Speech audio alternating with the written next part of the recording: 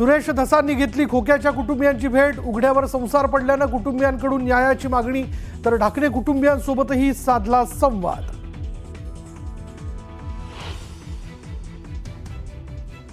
लाडक्या बहिणीमुळे शासकीय तिजोरीवर थोडा ताण, त्यामुळे थोडी पत्र द्यायची कमी करा। क्रीडा मंत्री दत्तात्रय भरणेंचं वक्तव्य।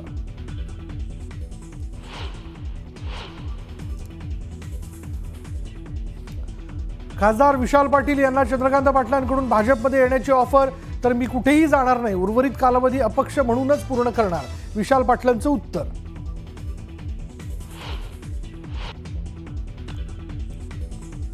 सुपा एमआयडीसीच्या मुद्द्यावरून निलेश लंके आणि सुजय विखे पाटलांमध्ये जुंपली। खरे गुंड तर तुम्ही आहात म्हणत लंकेंचा प्रहार, तर एकही आश्वासन पूर्ण केलं का, विखेंचा पलटवार।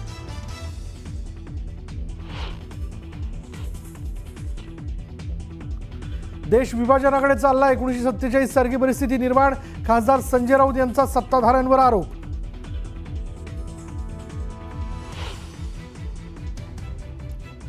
विधान परिषदेच्या पोटनिवडणुकीसाठी भाजपच्या 3 उमेदवारांची नावं जाहीर। संदीप जोशी, संजय केनेकर आणि दादाराव किचेंना उमेदवारी।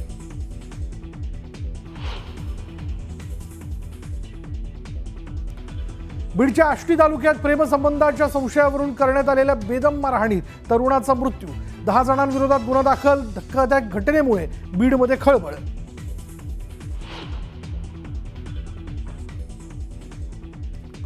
रविकांत तुपकरांची शेतकऱ्यांसाठी आंदोलनाची हाक। बुलढाणा पोलिसांची तुपकरांना नोटीस, नोटिसांना भीक घालत नसल्याचं सांगत सातबारे आणि सोयाबीन समुद्रात बुडवणार, तुपकरांचा इशारा।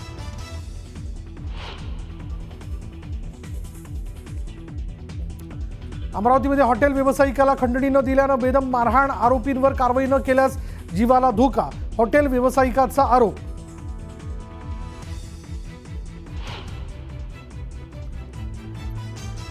पाकिस्तानच्या नोशकीमध्ये सुरक्षा दलाच्या 7 बस आणि 2 गाड्यांवर हल्ला। BLAच्या हल्ल्यात 90 जवानांचा मृत्यू। पाकमध्ये तणावाची परिस्थिती।